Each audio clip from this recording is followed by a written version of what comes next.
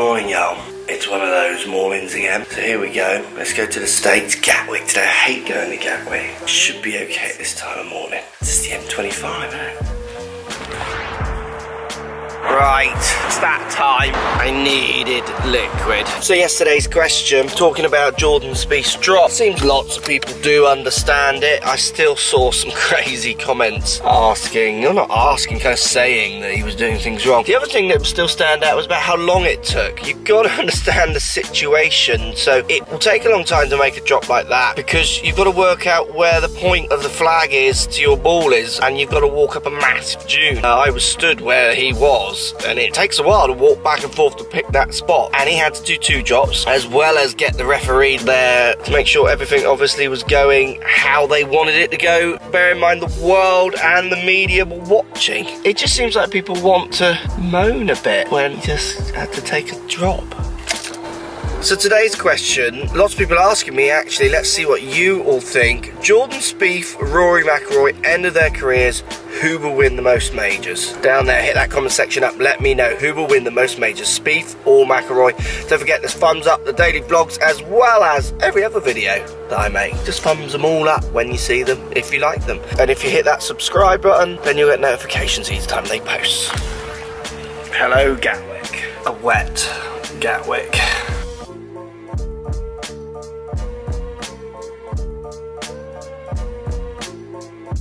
Right, stop number 1, and I can't get out.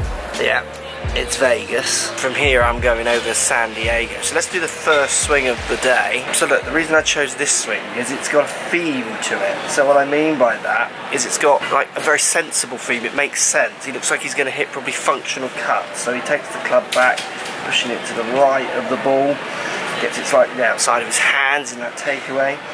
As he comes down, he looks like he wants to swing left, and that ball seems to start left, and I would guess it cuts back quite functional, more than it doesn't. Now look, I'm not so keen on the squat, so what I mean by that, just watch how he sits into his right knee, look. So he really sits down.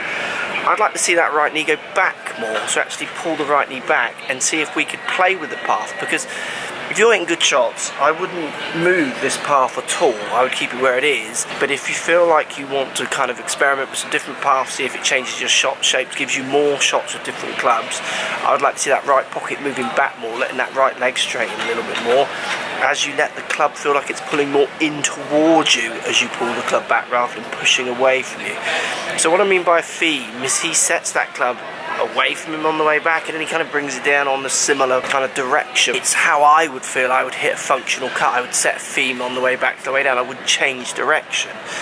I think when you get players like this, or quite often I find when I get players like this, is if I change the theme, it continues. Do you see what I mean? They don't go back to their old hitting from outside path. But that's a problem, because he might be hitting great shots from there.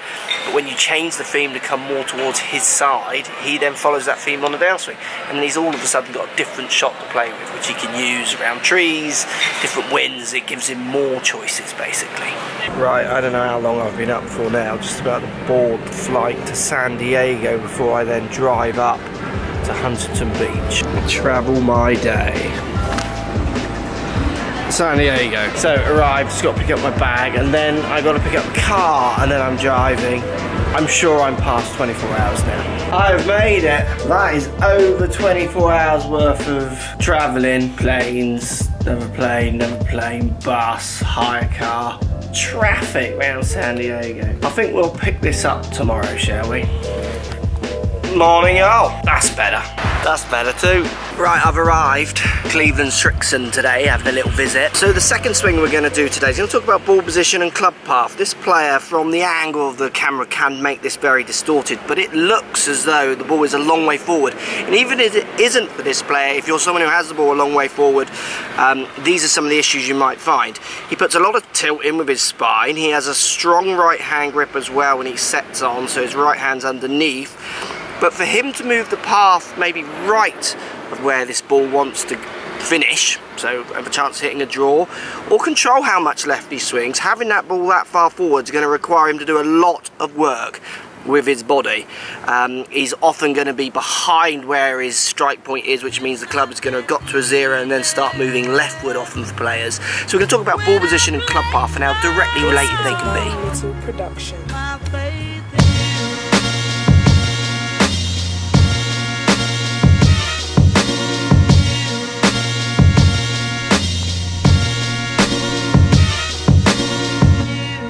So let's think about ball position, club path. I see people trying to move club path for years, but if this camera angle is telling us some truth, remember, from the camera set that close to the ball does really distort it, but the information still applies, so you check your ball position if it is as far forward as it looks like in the camera. If my ball was that far forward, my path would be left unless I really worked hard.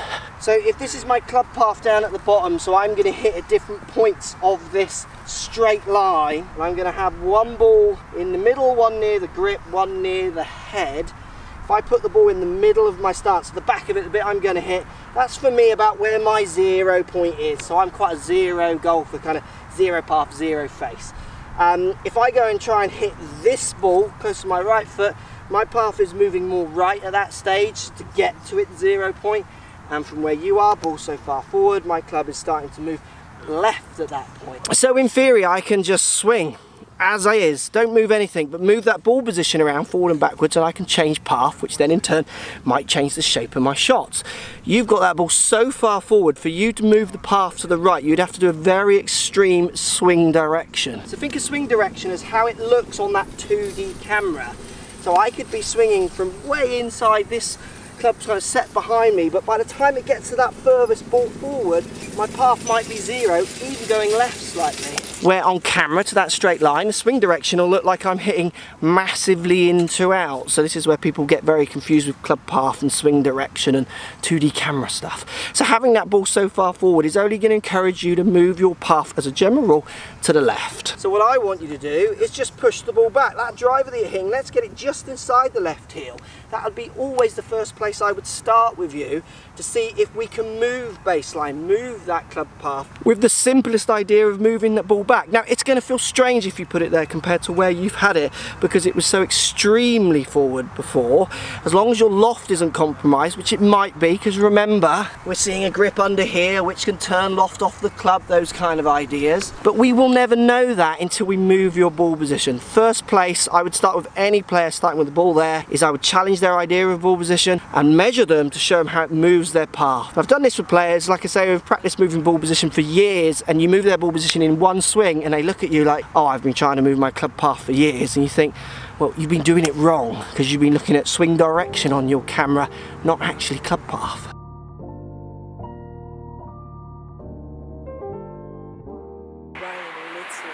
That's lock. It doesn't beep. I like it when they go when you lock them.